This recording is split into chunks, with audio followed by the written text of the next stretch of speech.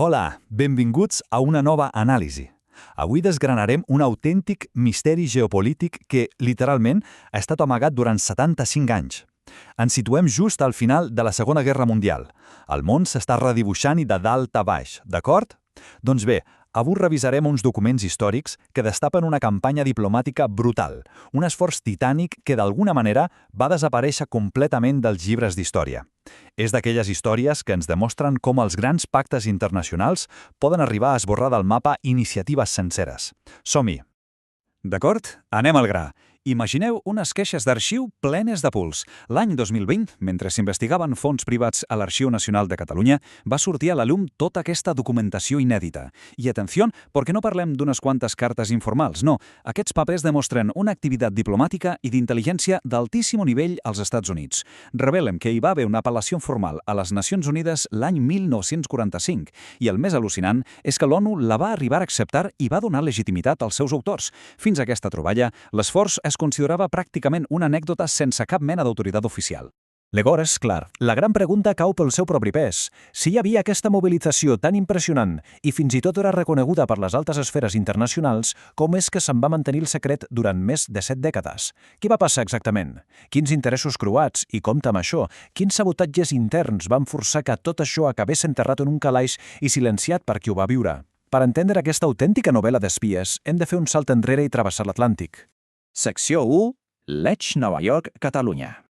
Per entendre la magnitud del que passaria l'any 1945, cal tenir molt clar que això no va ser cap improvisació. La diàspora catalana mantenia un activisme de pedra picada, amb Nova York com a gran centre d'operacions estratègic. Si repassem les dates, veurem d'on ve tot. Ja l'any 1924, els catalans de Nova York, de bracet amb diputats catalans i altres entitats, van presentar un memoràndum a la Societat de Nacions a Ginebra denunciant el cop d'estat del militar espanyol Primo de Rivera i la seva dura repressió. Però l'acció no es va quedar en els despatxos. 2 anys després, el 1926, aquests mateixos catalans de Nova York, financiant juntament amb altres catalans d'arreu d'Amèrica, van pagar les armes pel complot de Prats de Molló, el famós intent insurreccional de Francesc Macià. Aquesta mateixa xarxa de contactes i experiència seria la que, als anys 40, pivotaria tota la seva influència directament cap a l'ONU. I ara parem atenció als protagonistes perquè els seus perfils ens expliquen com van aconseguir entrar a la cuina del poder real. D'una banda, tenim Josep Carner Ribalta. Als anys 20 i 30 havia estat company de Francesc Macià i va arribar a treballar com a oficial i al càrrec de la Generalitat Republicana. De l'altra, una peça clau de l'engranatge, Josep Anton Gibernau. Gibernau, abans de ser un agent secret de la OSS, la intel·ligència nord-americana predecessora de la CIA, va esdevenir cònsol republicà als Estats Units. I va ser precisament ell qui va fer el pas de contactar amb l'entorn del president Roosevelt i amb l'exèrcit nord-americà per demanar suport obert contra el feixisme espanyol. Aquesta audàcia el va costar moltíssim a l'OSS, al secretari d'Estat Cordell Hull i a les més altes esferes de les futures Nacions Unides. Estaven extremadament ben posicionats. Secció 2. L'apel·lació a l'ONU de 1945. Bé, amb aquesta impressionant xarxa d'intel·ligència i diplomàcia establerta ens plantem el moment clau, la conferència de San Francisco on estaven dictant les regles de la nova postguerra mundial. I això il·lustra de manera brillant l'audàcia del moviment. Mentre les grans potències mundials signaven la Carta Fundacional de l'ONU, la delegació als Estats Units del Consell Nacional Català presentava formalment l'apel·lació El cas de Catalunya. Estem parlant d'un document avalat per entitats que representaven 75.000 exiliats a Amèrica.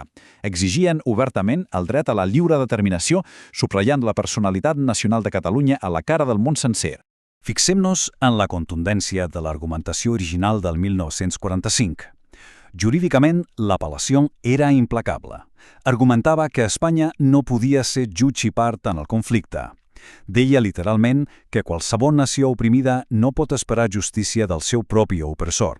A més, feien memòria i recordaven que el cas català era una fe internacional pendent des del Tractat d'Utrecht, de 1713, i remarcaven que el problema de fons no era només aturar el feixisme de Franco, sinó la mateixa estructura unitària de l'estat espanyol, ja fos aquest una monarquia o una república. Secció 3.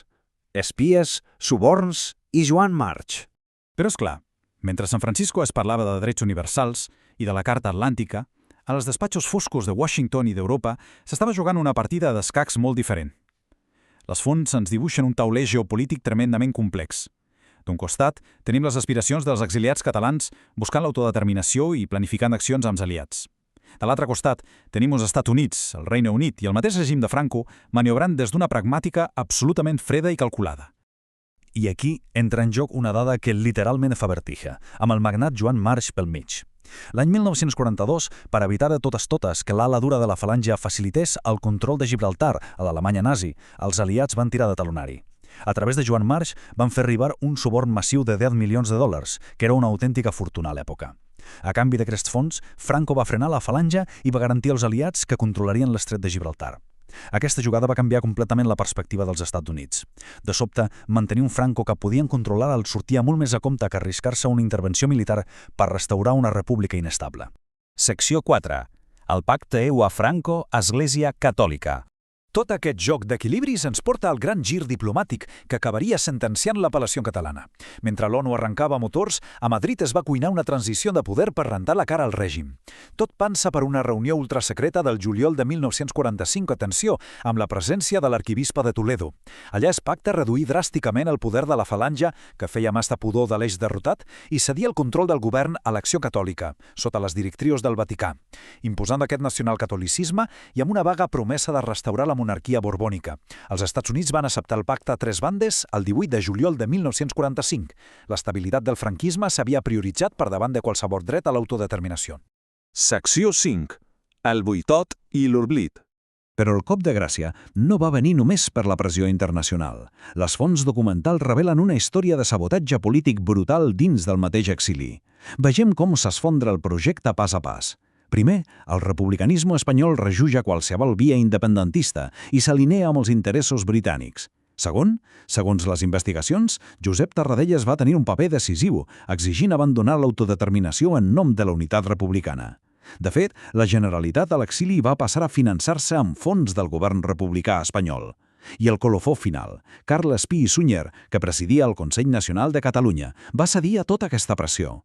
Va dissoldre la delegació de Nova York i va forçar els diplomàtics a renunciar a la seva legitimitat just en el precís moment en què l'ONU començava a operar. La magnitud de com es va tapar tot això es fa evident quan analitzem com es va escriure la història després. Carles Pi i Sunyer, el líder inicial d'aquest gran projecte, va escriure unes memòries pòstumes on va ometre pràcticament tota la gegantina activitat de Nova York. Tota la narrativa oficial a l'exili es va reescriure per destacar només accions molt més menors, sempre dins la legalitat republicana espanyola.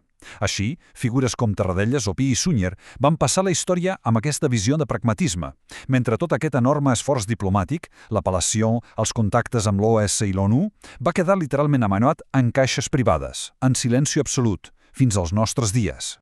I tot plegat ens porta al final d'aquesta explicació amb una reflexió que ens ha de fer rumiar. Hem vist com una gran maniobra diplomàtica completament articulada, validada per l'alta intel·ligència i presentada a l'inici del nou ordre mundial, pot quedar literalment sepultada sota el pes dels pactes geopolítics i de les pors internes. Això ens obliga a preguntar-nos, quan el pragmatisme i el compromís polític suprimen fets fonamentals del passat, la història que aprenem està realment completa?